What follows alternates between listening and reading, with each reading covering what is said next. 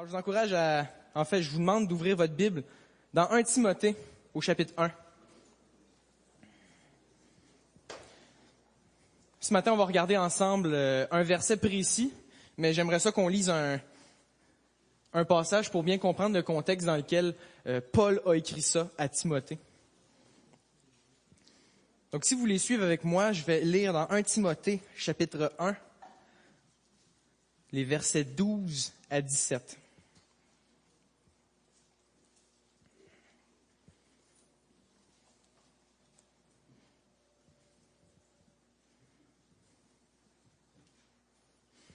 Donc, Paul écrit au verset 12. « Je rends grâce à celui qui m'a fortifié, à Jésus-Christ notre Seigneur, de ce qu'il m'a jugé fidèle en m'établissant dans le ministère.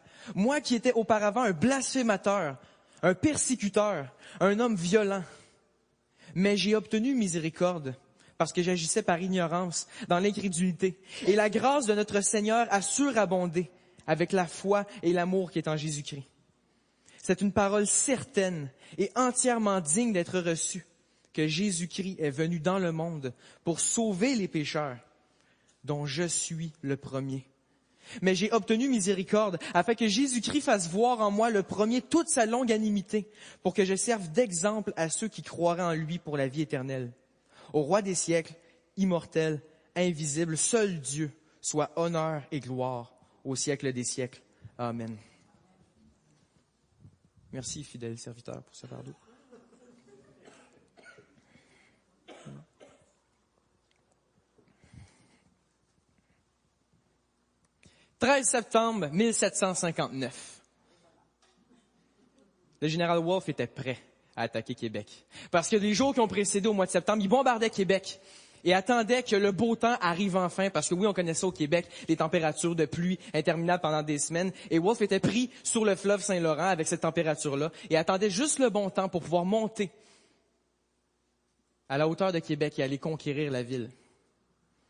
Montcalm, quant à lui, savait très bien que Wolfe préparait une attaque. Alors Montcalm a décidé de placer ses troupes à des endroits stratégiques, mais il se doutait pas que Wolfe attaquerait la montagne de front pour monter Québec.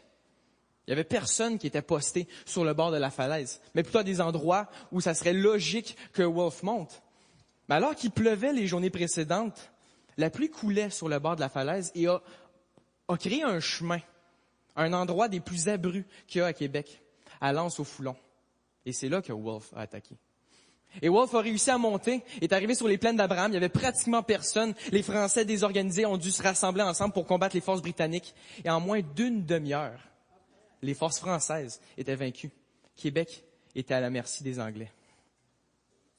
En moins d'une demi-heure, le sort des Canadiens français et donc de leurs descendants, les Québécois, a été joué. Moins d'une demi-heure.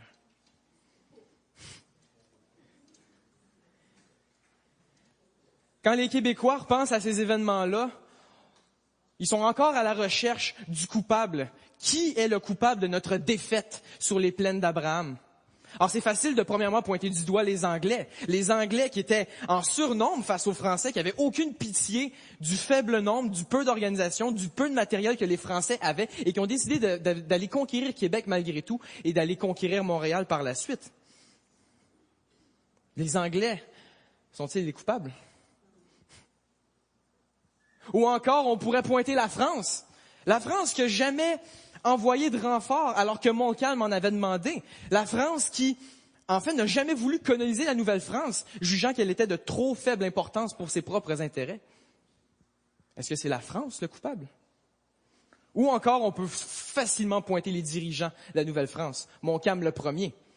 Montcalm qui est un général avec de l'entraînement, qui a décidé de ne pas protéger toutes les entrées possibles à la ville de Québec, d'avoir posté personne à L'Anse-au-Foulon.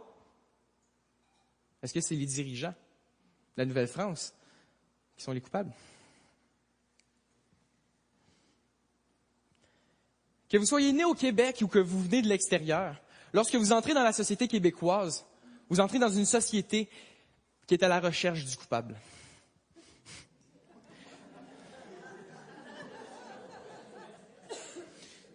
Une société où il y a quelqu'un qui doit être responsable de notre misère. Peu importe c'est qui. Si on commence dans notre famille, qu'est-ce qui m'empêche d'avoir cette vie épanouie telle que je l'aurais voulu? Qui est le coupable? Je pourrais pointer du doigt mes parents, et c'est pas vrai en passant. Je pourrais pointer du doigt mes parents qui m'auraient empêché de vivre toutes mes libertés, ou encore mon mari ou ma femme qui décide de pas écouter mes propres besoins, ou certainement mes enfants qui ont aucun respect pour mon autorité, qui n'écoutent aucunement ce que je dis. Qui est le coupable? Si on y va au travail, à quel point c'est difficile le travail. Mais qui est le coupable de cette difficulté-là? Oh, les premiers visés sont certainement les employeurs. Les employeurs qui, eux, ne font que chercher leurs propres intérêts et qui oublient à quel point notre tâche est tellement difficile. Ou encore, c'est les autres employés qui, eux autres, travaillent seulement pour eux et qui veulent pas venir travailler pour venir m'aider avec moi. Ou certainement ces clients. Les clients qui ont aucune idée de ce qu'ils demandent font juste compliquer mes journées de travail. Qui est le coupable? Et pour vous, les jeunes qui sont encore aux études, à quel point c'est difficile l'école? Qui est le coupable? C'est les professeurs, hein? Les professeurs qui se parlent pas entre eux et qui sont pas conscients qu'ils sont pas les seuls à donner des tonnes de travaux et des tonnes de travaux et qui oublient qu'on a une vie à l'extérieur de l'école. Ou encore, c'est les autres camarades de classe. Les autres camarades de classe qui ont même pas envie d'être là, qui font juste me déranger ou même qui vont m'influencer dans une direction que je veux pas. Ou encore, on pourrait pointer du doigt le ministère de l'Éducation en disant qu'ils n'ont pas conçu un programme qui favorise réellement mes études. Qui est coupable? Et ça serait facile après de pointer le gouvernement. Qui est le coupable de cette société qui va si mal? Le gouvernement est toujours le premier accusé. Le gouvernement qui, supposément, va chercher ses propres intérêts et qui ne s'occupe pas des besoins de sa population qu'il représente. Ou encore, ça va être les médias, la TV, les journaux, la radio, qui nous donnent pas les informations qu'on a réellement besoin de savoir, mais qui décident de nous envoyer vers un monde de consommation qu'on désire pas. Ou encore, c'est les autres citoyens qui, eux, ne veulent pas rester avertis des réels enjeux de la société et qui prennent des mauvaises décisions pour notre avenir collectif. Qui est le coupable? Le problème, c'est que cette attitude où on cherche le coupable peut arriver dans nos églises. Pourquoi ça va si mal à mon église? Est-ce que c'est à cause de lui? Ou à cause d'elle? À cause du petit bonhomme en avant qui parle? Qui est le coupable? Je pense qu'il faut qu'on regarde la réalité en face. Peu importe la personne que vous jugez être le coupable de votre misère, vous êtes probablement aussi pire qu'eux. On est autant égocentrique et orgueilleux que l'on pense que les autres le sont. Si c'est pas pire des fois. Est-ce qu'on est conscient qu'il y a un péché qui nous habite et qui salit notre vie et peut-être même qui va salir celle des autres autour de nous? Est-ce qu'on est conscient de ce péché-là qui pourrit notre vie, de ce péché-là duquel on cherche une libération? Ou est-ce qu'on porte la faute sur les autres autour de nous? Paul en était conscient lorsqu'il écrivait à Timothée. Et dans ce passage-là, je vous ai lu, en fait, Paul écrit cette lettre au complet à Timothée qu'il suivait dans ses voyages, son fils dans la foi qu'il l'appelle, quelqu'un qui lui était très cher. Timothée était resté à Éphèse alors que Paul a continué ses voyages missionnaires dans le reste de l'Europe. Et Timothée était resté à Éphèse pour travailler en tant que pasteur de l'église d'Éphèse. Et c'était un travail qui était incroyablement gros. Et Paul a envoyé cette première lettre à Timothée pour l'encourager à travers ce ministère-là qu'il devait faire. Puisque être pasteur est un immense travail. Merci encore, François, pour ce que tu fais ici. Merci. Une autre raison pour laquelle Paul envoie cette lettre, c'est pour donner des règles de conduite précises dans un contexte précis, à une époque précise. Alors, Paul voulait indiquer à Timothée qu'est-ce que l'Église devait faire, dans quelle direction elle devait s'enligner pour régler une grande partie de ses problèmes au sein de cette Église-là, à Éphèse, à cette époque-là. Mais sinon, une des raisons cruciales pourquoi Paul écrit cette lettre-là, c'est de rappeler à Timothée la saine doctrine qu'il devait enseigner aux membres de cette Église-ci. Et le passage qu'on a lu ensemble est certainement un résumé de cette doctrine-là que Paul veut que Timothée maîtrise et qu'enseigne. Il fait le témoignage de la seule vérité qui peut réellement nous transformer, nous libérer du péché. C'est cette seule vérité qui a transformé Paul. Et lorsqu'il la présente, il l'assaisonne de son témoignage à lui. Et il s'humilie devant Timothée. C'est vraiment un témoignage d'humilité que Paul écrit. Dans 1 Timothée au chapitre 1 au verset 15, qui est le verset qu'on va regarder ce matin ensemble. Il dit à Timothée, « C'est une parole certaine et entièrement digne d'être reçue, que Jésus-Christ est venu dans le monde pour sauver les pécheurs, dont je suis le premier. » Lorsqu'on regarde l'humilité de Paul dans ce passage-là, on réalise que les croyants devraient aussi se revêtir de cette humilité-là, afin d'établir de nouveaux rapports entre eux et l'Évangile. Alors mon but ce matin est simple, je veux qu'on regarde l'humilité de Paul, en quoi est-ce que c'est réellement de l'humilité, et qu'on puisse appliquer cette humilité-là dans notre vie, afin de changer nos rapports, non seulement avec Dieu, mais avec les autres autour de nous, surtout ceux qui sont coupables de notre misère. Est-ce que vous êtes avec moi? Je suis le premier. Cette expression-là est fascinante.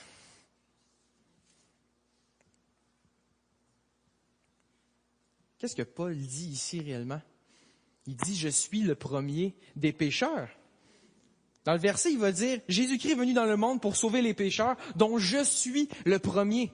Paul, un des plus grands missionnaires que ce monde-ci ait connu, se considère comme étant le premier des pécheurs. Pourquoi est-ce qu'il dit ça? Est-ce que ce qu'il veut dire, c'est que dans son ancienne vie, il était le pire des pécheurs? Non, c'est pas ça que Paul dit. Il dit « Je suis le premier des pécheurs ». Pas « j'étais le premier des pécheurs et maintenant je ne suis plus pécheur ». Je suis le premier des pécheurs. Alors quoi? Est-ce que c'est Paul qui vit des combats spirituels tellement plus difficiles que l'on le pense? Non plus. Paul est parfaitement conscient de son péché. Lorsqu'on regarde au verset 13, il va dire « Moi qui étais auparavant un blasphémateur, un persécuteur, un homme violent. »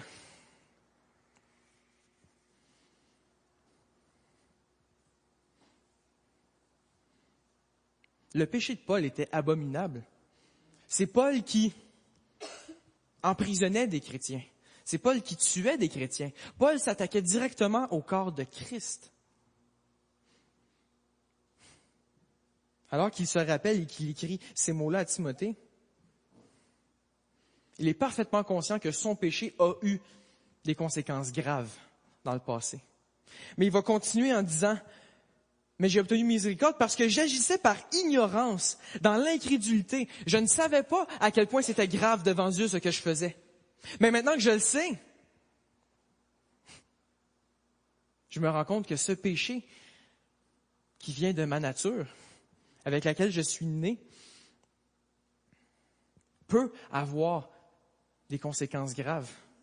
Ce péché-là qui a eu des conséquences graves peut encore avoir des conséquences graves. » Paul s'humilie à Timothée. Il reconnaît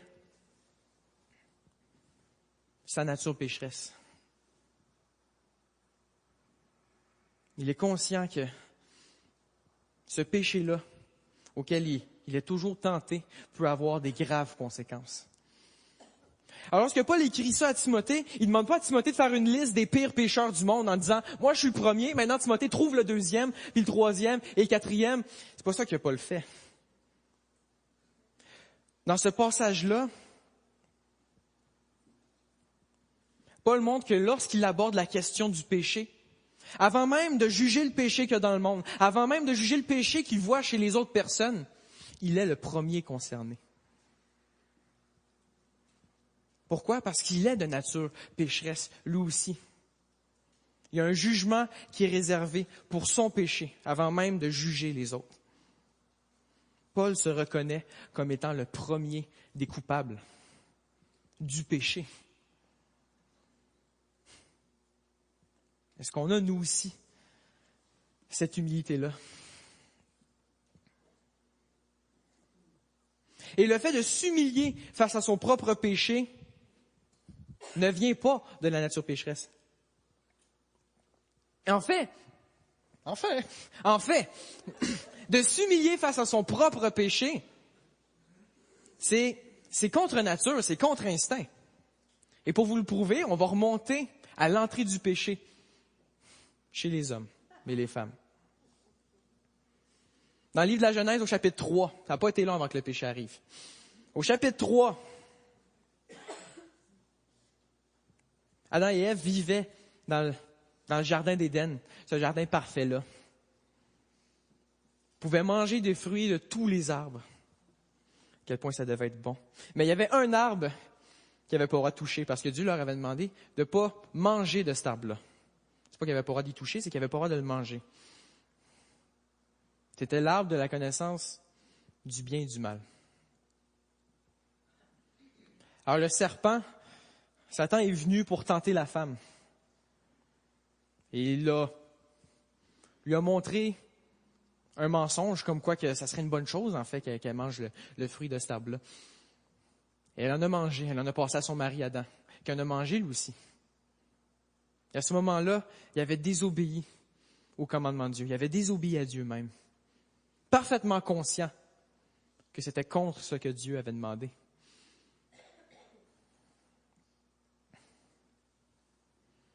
Et lorsqu'ils ont mangé de ce fruit-là, le texte nous dit que pour la première fois, ils se sont rendus compte qu'ils étaient nus. Ils avaient honte. Ils sont partis se cacher, ils sont partis se couvrir. Et Dieu est arrivé. Il marchait dans le jardin, le texte nous dit. Et a dit quelque chose qui me surprend encore, qui me dépasse encore de la part de Dieu. En fait, il n'y a rien qui devrait nous étonner de la part de Dieu, mais d'un point de vue humain, ça ne fait aucun sens. Dieu a dit à Adam, « Où es-tu? » Ça ne fait aucun sens parce que Dieu est omniscient. Dieu savait parfaitement où étaient Adam et Ève. Dieu savait parfaitement qu'ils étaient cachés. Mais Dieu pose quand même cette question-là afin d'y trouver l'homme. Mais Adam dit, « Je suis ici. » Pourquoi est-ce que tu te caches? C'est là que Adam a révélé à Dieu qu'il savait désormais qu'il était nu. Et dans Genèse 3, au verset 11, c'est écrit que l'Éternel Dieu dit, « Qui t'a appris que tu étais nu? Est-ce que tu as mangé de l'arbre dont je t'avais défendu de manger? » J'ai longtemps cru que dans ce passage-là, Dieu l'avait dit de cette manière-là. « Qui t'a appris que tu étais nu? Est-ce que tu as mangé de l'arbre dont je t'avais défendu de manger? » Mais le texte ne nous donne pas d'indice sur la manière que Dieu l'a dit réellement.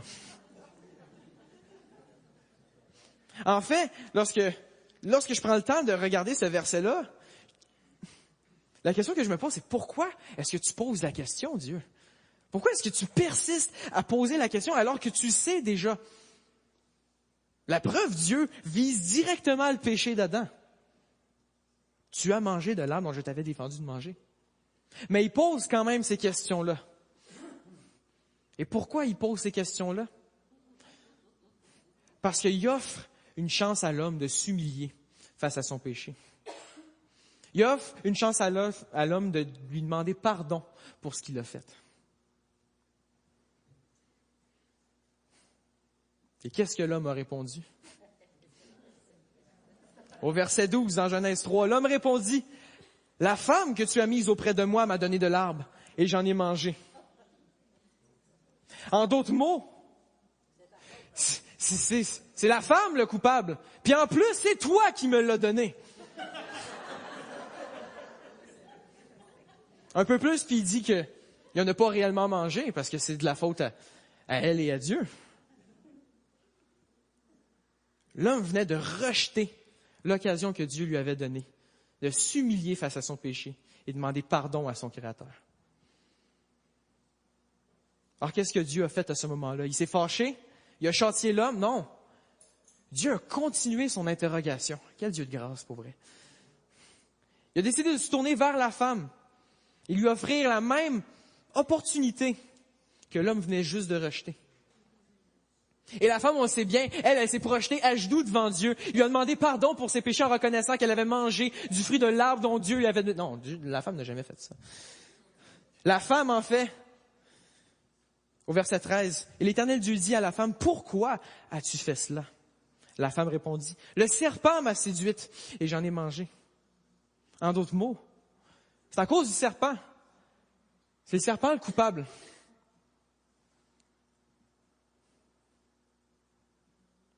Les deux premiers êtres humains sur la terre, nos parents à nous, ont désobéi à Dieu et ont rejeté la possibilité de s'humilier devant lui et demander pardon pour leurs péchés.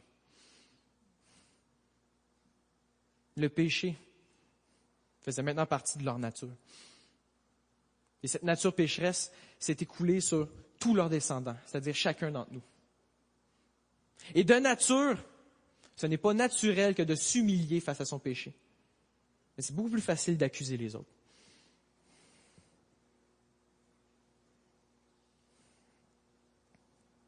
Est-ce qu'on est capable de s'humilier face à notre péché comme Paul le fait?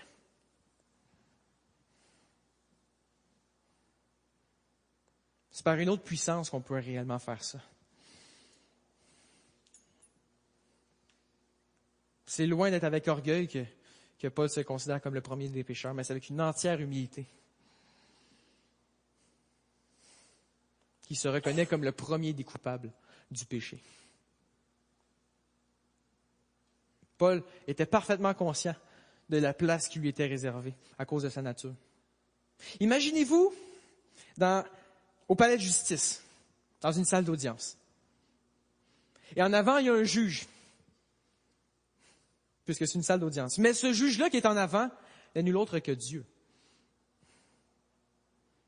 Et en cette journée, dans cette salle d'audience, Dieu émet le jugement pour les péchés des hommes. Alors que Dieu est en avant, il y a une place à l'avant. C'est le banc des accusés. Chacun des accusés va venir s'asseoir sur le banc et Dieu va émettre son jugement. Pas besoin de jury, Dieu. Pas besoin d'avocat. Parce que Dieu sait tout. Et en face de ce jugement-là qui s'opère, il y a un public qui est assis, qui regarde le jugement des personnes. Où est-ce que vous êtes situé dans cette salle d'audience-là? C'est facile de se placer parmi le public et de regarder les personnes qu'on connaît venir s'asseoir sur le banc des accusés. On est même prêt à se lever de notre place parmi le public pour dire, oui, cette personne a fait ci, ça, coupable. En fait, on considère qu'on est d'excellents juges lorsque vient le temps de juger les autres. Alors qu'on pense faire partie, lorsqu'on pense être parmi le public, on se lève comme juge de notre place. Mais lorsqu'on prend le temps de regarder nos propres vies, peut-être qu'on est accusé des mêmes choses qu'on accuse cette personne-là qui est assise sur le banc des accusés. Peut-être même qu'on a fait des choses pires. En fait, on mérite de s'asseoir, de se taire. On ne veut pas porter l'attention du juge sur nous. Mais malgré cela, le juge nous regarde et voit notre péché.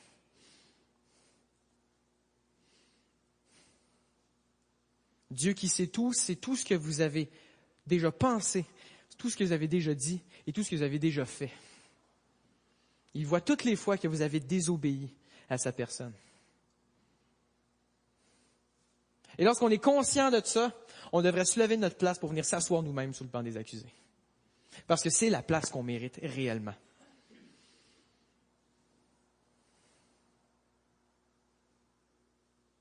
Paul en était conscient. Paul, lorsqu'il écrivait à Timothée, il aurait été prêt à se lever pour venir s'asseoir sur le banc des accusés, parce qu'il savait que c'était la place qu'il méritait, réellement.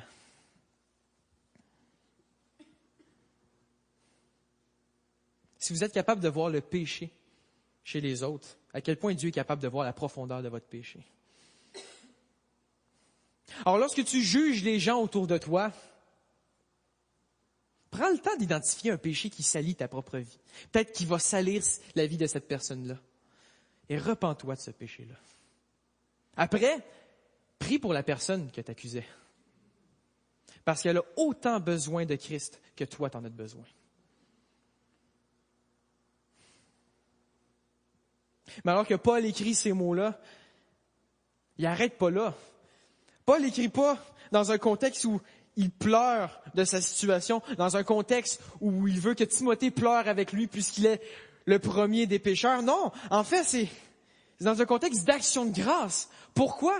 Imaginez-vous encore dans cette salle d'audience, assis sur le banc des accusés, à votre place en fait. Et Dieu porte le jugement et il dit coupable pour l'éternité. Et alors, il y a quelqu'un parmi le public qui se lève. C'est le fils du juge, Jésus-Christ lui-même, qui vient en avant. Il regarde le juge et il dit, « Père, je sais que je t'ai toujours parfaitement obéi, mais j'aimerais payer pour la culpabilité de cette personne-là. » Il se tourne ensuite vers vous sur le banc des accusés et vous demande, « Veux-tu que je prenne ta place? » Si vous êtes croyant, c'est que vous avez répondu oui à cet appel-là que Christ vous a fait. Et lorsque vous avez répondu oui, Christ vous a levé de votre siège, vous a dirigé parmi le public.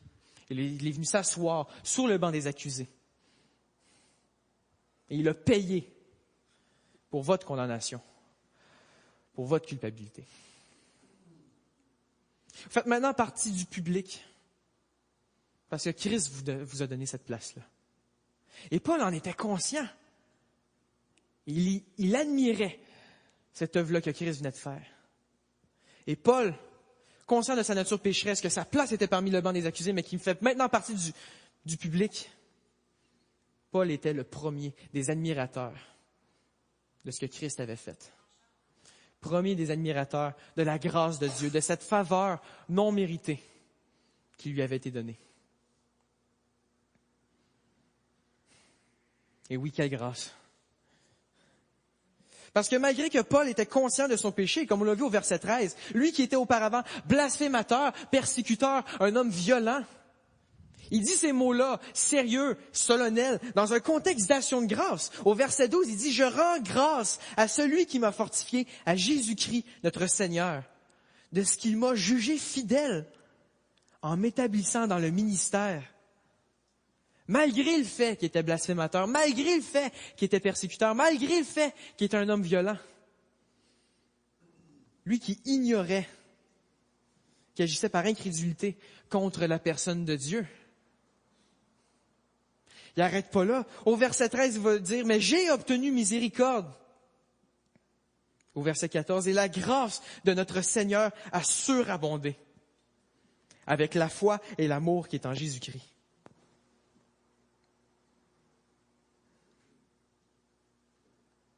Paul reconnaissait ce changement de place, ce siège qu'il méritait à cette place qu'il ne méritait pas, à cette grâce-là. Et c'est pourquoi il était capable, s'il avait crié à Timothée, il aurait crié haut et fort, c'est une parole certaine et entièrement digne d'être reçue.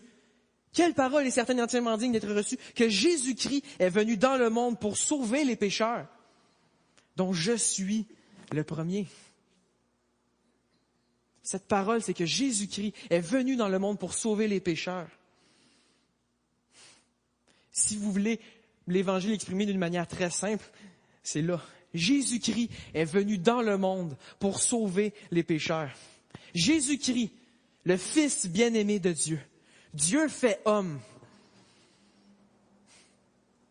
est venu dans le monde Parce que oui, la place de Christ est dans le royaume de Dieu, dans la gloire éternelle. Mais Christ a choisi de quitter ce royaume parfait, ce royaume saint, pour venir parmi les hommes, pour venir sauver les hommes. Il a tout abandonné derrière lui pour venir souffrir comme un homme souffre. Être tenté comme un homme est tenté. Être épuisé comme un homme est épuisé. Et Christ comprend parfaitement tout ce qu'on vit, puisqu'il l'a vécu lui-même. Et il est venu dans le monde, dans ce monde rempli de péché, dans ce monde rempli de désobéissance à l'égard de Dieu. Dans ce monde qui est sale, lui qui était saint, il est venu dans ce monde-ci pour sauver les pécheurs, pour nous libérer de la condamnation qui est liée au péché, pour nous libérer du péché. Malgré que c'est de notre nature, pour venir prendre notre place. Et cet évangile-là, Paul va dire que c'est une parole certaine et entièrement digne d'être reçue. Cette expression-là pourrait être traduite d'une autre manière. C'est une parole digne de foi et entièrement digne d'acceptation. Cet évangile-là est non seulement digne, mais elle est doublement digne. Elle est certaine parce qu'on peut placer notre confiance en elle. On peut avoir foi en cet évangile-là et tout abandonner derrière nous. Puisque cet évangile-là est digne de foi et entièrement digne d'acceptation, digne d'être entièrement reçu. Non seulement on peut placer notre confiance, mais on peut la recevoir. Cet évangile-là mérite tous les honneurs qu'on pourrait y donner, et même plus. Et vous savez quoi? L'évangile, c'est un fait. Jésus-Christ est réellement venu dans le monde pour sauver les pécheurs. Mais lorsqu'on peut admirer cet évangile-là, c'est lorsqu'on reconnaît que ça s'applique à nous. Paul était en admiration, probablement bouche bée, face à ce que Christ avait fait. Lui qui était venu dans le monde pour sauver les pécheurs, dont lui était le premier. Conscient qu'il était le premier à avoir besoin de la grâce de Dieu. Il pouvait être le premier à admirer ce que Christ avait fait.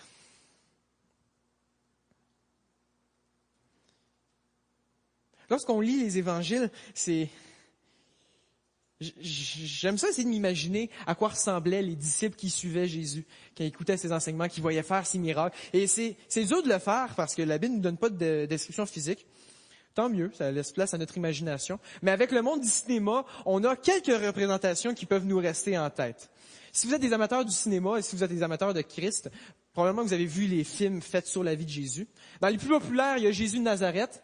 Ça, c'est la version de 8h30 avec des couleurs ajoutées qui jouent dans le temps de Pâques, avec des annonces en plein milieu des phrases de Jésus.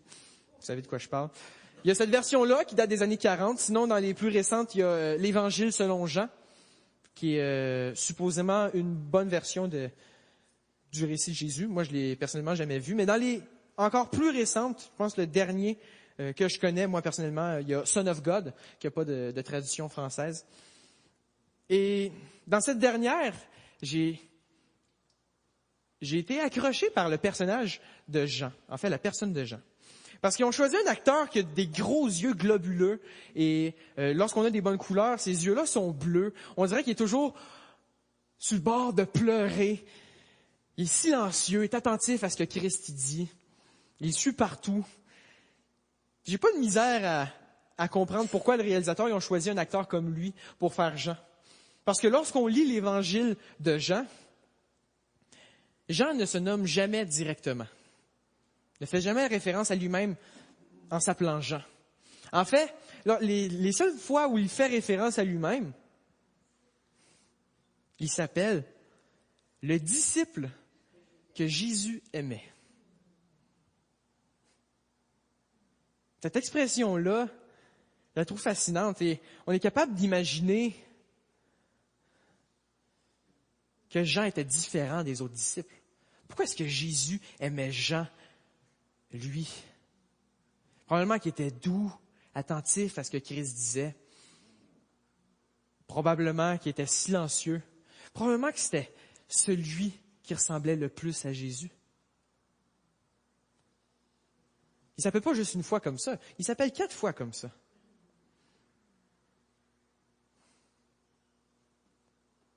Mais là, lorsqu'on s'en va dans un autre évangile, l'évangile de Marc, Marc écrit quelque chose de totalement différent sur Jean, qui vient totalement changer notre perception de qui est Jean. En fait, dans Marc 3, Christ établit les 12 disciples qui allaient le suivre pendant son ministère. Et en Marc 3, verset 16, il dit, « Voici les 12 qu'il établit. Simon, qu'il nomma Pierre, Jacques, fils de Zébédée, et Jean, frère de Jacques, auquel il donna le nom de Boanergès, qui signifie fils du tonnerre. » Quand on lit cette expression-là, notre perception de Jean change complètement. Christ lui-même appelait Jean fils du tonnerre avec son frère Jacques. Probablement que c'est des personnes très intenses. Peut-être avec un gros caractère. Moi, j'ai l'impression que Jean, il parlait fort. Il était capable de prendre la place. Peut-être même qu'il était haïssable. En fait, on ne le sait pas. Mais on oublie soudain l'image du doux agneau aux grands yeux bleus qu'on se fait de Jean. Alors, lorsqu'on compare le disciple que Jésus aimait et le fils du tonnerre,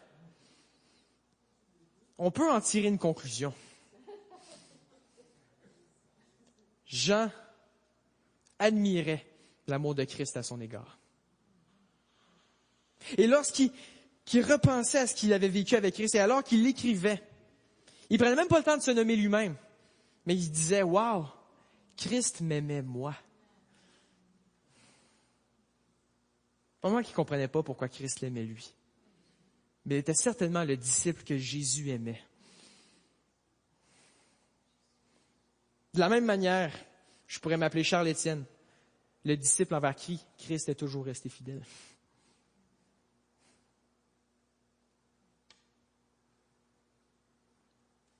Est-ce qu'on est admiratif réellement face à l'amour de Christ à notre égard? Jean l'était. Il l'a rappelé 4 fois à ses lecteurs. Et lorsque vous lirez Jean maintenant, que ce soit dans l'évangile de Jean, que ce soit dans les autres évangiles, que ce soit dans l'Apocalypse, que ce soit dans 1, 2, 3 Jean, oubliez le doux agneau qui suivait Jésus, mais voyez plutôt quelqu'un qui admirait l'amour de Christ à son égard. Ça donne une lecture assez différente. Ôtons ces préjugés-là qu'on se fait face à ce qu'on nous montre. Prenons le temps de lire la parole de Dieu.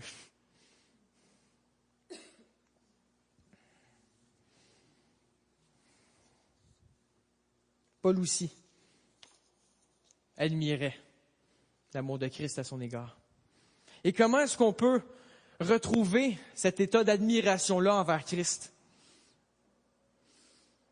Comment est-ce qu'on peut, nous aussi, être éblouis par ce que Christ a fait pour nous? Je vous propose une chose, l'action de grâce. De remercier Dieu pour ce qu'il fait. Dans un contexte au Québec où on est tellement béni et surbéni et protégé, qu'on a la liberté de s'assembler ainsi, de regarder ensemble ce que la parole de Dieu dit, je pense qu'on a de quoi remercier Dieu réellement. Je pense que c'est le temps qu'on regarde le péché de notre nature et qu'on se rende compte qu'il n'y a plus de condamnation d'associer à ce péché-là parce que Christ a pris notre place. Qu'on le remercie pour ça. Et non seulement ça, mais il nous transforme de jour en jour à l'image de ce Christ-là qui a pris notre place. Qu'on le remercie pour ça.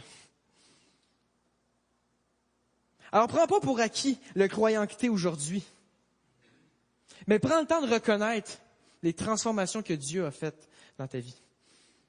Si tu es capable de voir un cœur nouveau, de nouvelles pensées, de nouvelles actions, un nouveau but, c'est qu'il y a un Saint-Esprit qui a commencé un travail de sanctification en toi. Et Dieu mérite d'être remercié pour ça. Reste humble face à l'œuvre de Christ.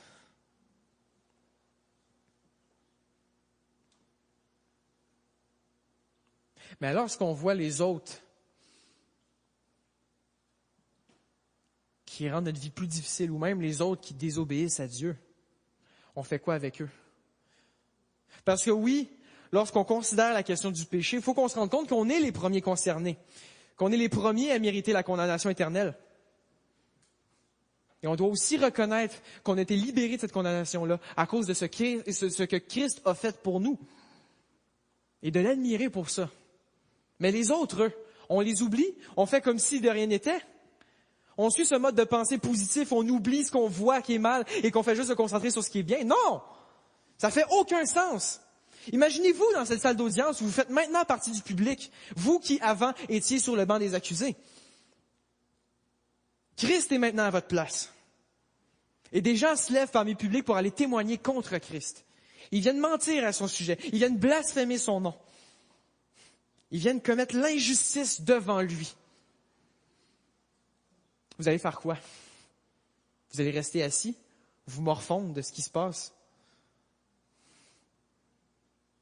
Ou vous allez vous lever pour témoigner en faveur de Christ? Paul, lui, ne voulait pas rester assis. Paul, au contraire, conscient qu'il était maintenant à une nouvelle place qu'il ne méritait pas, à cause de sa nature pécheresse, Paul voulait se lever pour être le premier des témoins de la personne de Christ.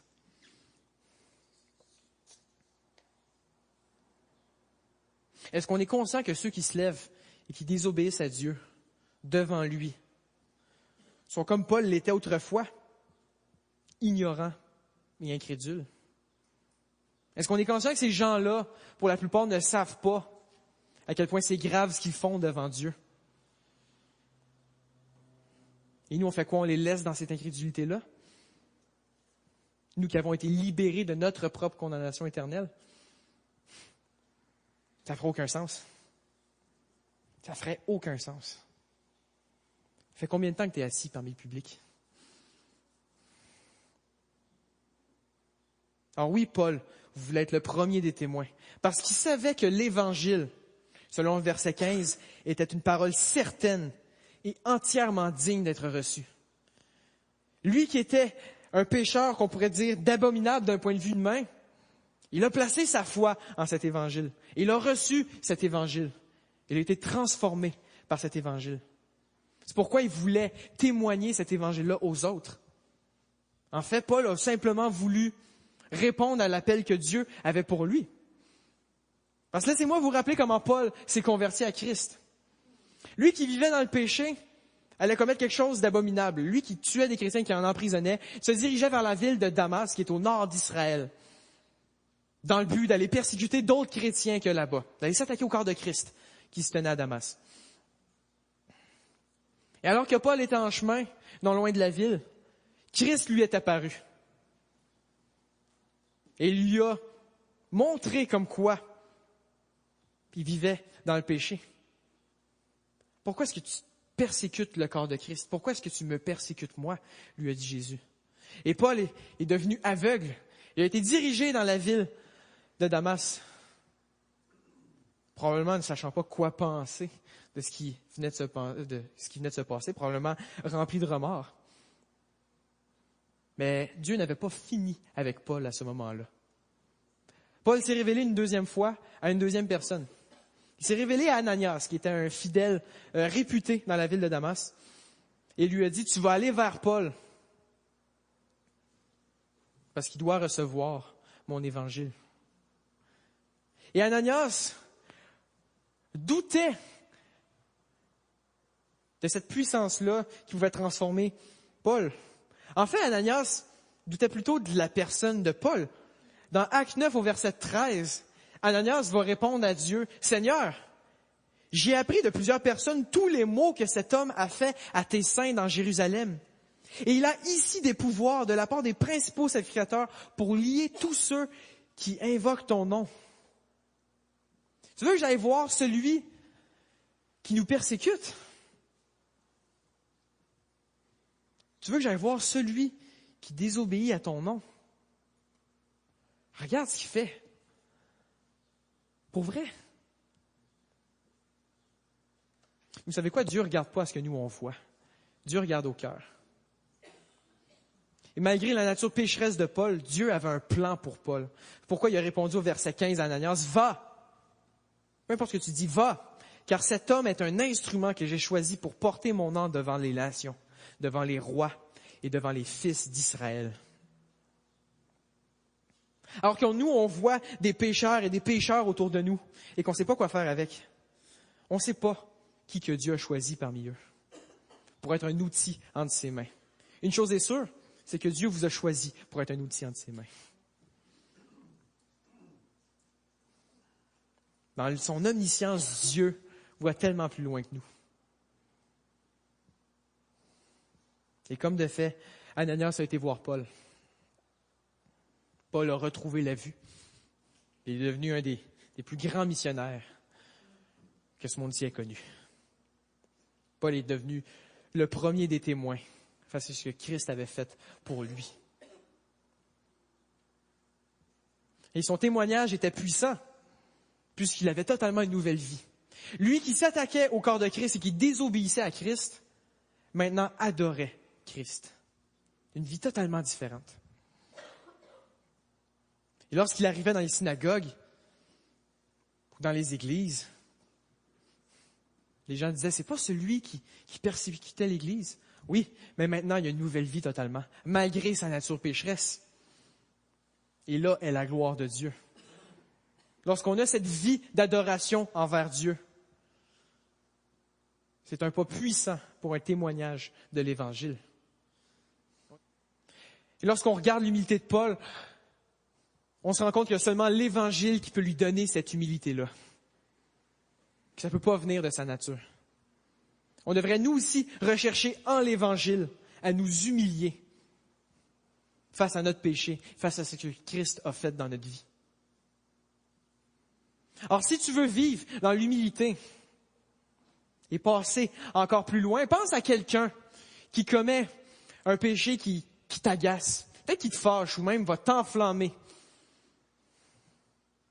Et demande-toi, qu'est-ce que je peux faire pour cette personne? Qu'est-ce que je peux faire pour lui présenter la grâce de Dieu qui m'a été donnée?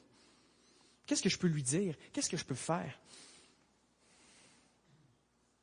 Comment est-ce que tu peux aimer cette personne pour qui Christ s'est sacrifié?